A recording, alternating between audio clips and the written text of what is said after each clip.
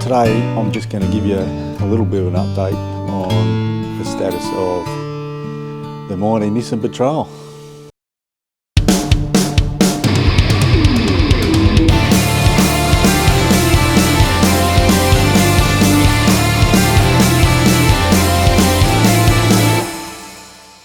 So it's booked in this week to have the head taken off, and hopefully it's just the head gasket that is gone. It still could be a cracked head yet. No way really of knowing until you take the head off. Last week I had it in at my mechanic and he did some more tests on it. Ended up just through those tests determining that there's only really one likely thing that it could be, and that is or two likely things, which is either cracked head or cracked head gasket.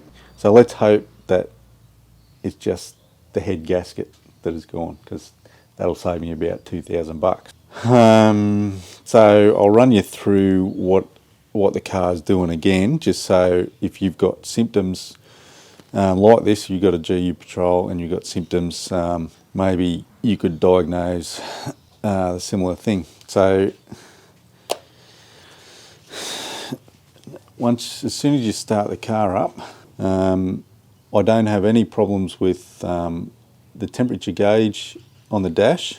It stays normal when it gets up to normal operating temperature. As soon as you start the car up, this hose here becomes extremely tight, full of, like, really pressurised. So then through the radiator here, it pressurizes the surge tank, which in turn opens up the pressure cap, fills up the overflow bottle. Now, I don't know if you can see that. The overflow bottle's up to here. Before I take it down to the mechanic, I'll get a syringe and I'll syringe that out, put it back into the surge tank, and hopefully it'll make it down to the mechanics. It's only about a 4k drive, so it should be alright.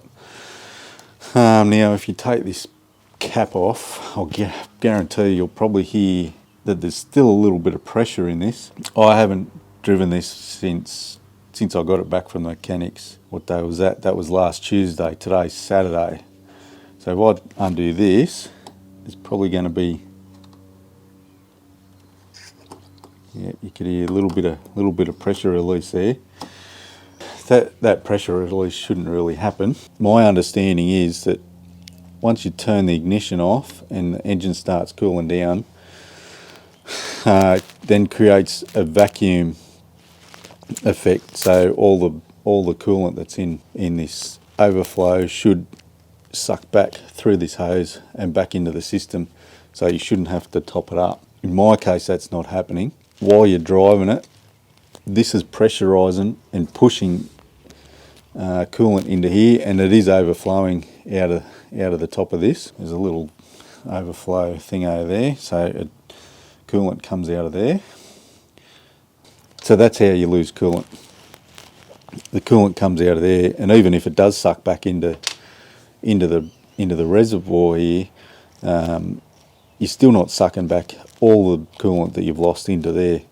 You can see up here, this light's not really good, but all those white spots there, that's all from coolant that is splashed out. And all down along here, there's all coolant. And actually over the radiator, over the spare battery there, you can see that's all coolant. Over that, I'll have to give that a wash once it comes back from the head being done. So because that coolant isn't sucking back into there, it means there's an airlock somewhere, an air leak somewhere, because it is easier to suck the air in than it is the coolant.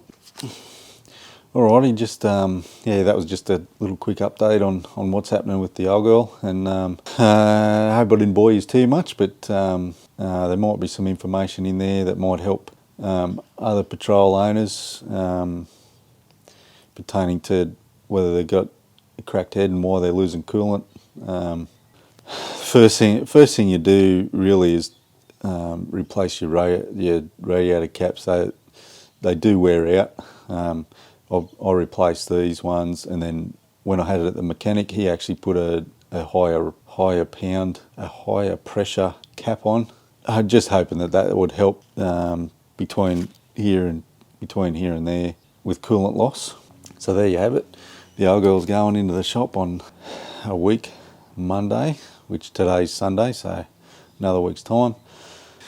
So when I originally had this at the mechanics, they did a pressure test on the coolant system, and I also did a combustion gas test on that, and it all came back negative.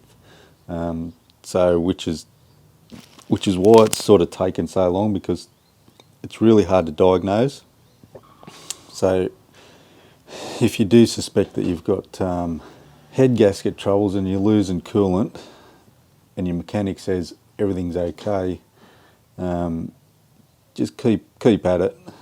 Really, the way my car's behaving, pretty well no doubt that it's going to be head gasket or cracked head. So even if these tests come back negative for the pressure test and the combustion gas test, just keep at it. It might not be a cracked head or head gasket, but more than likely it is anyway.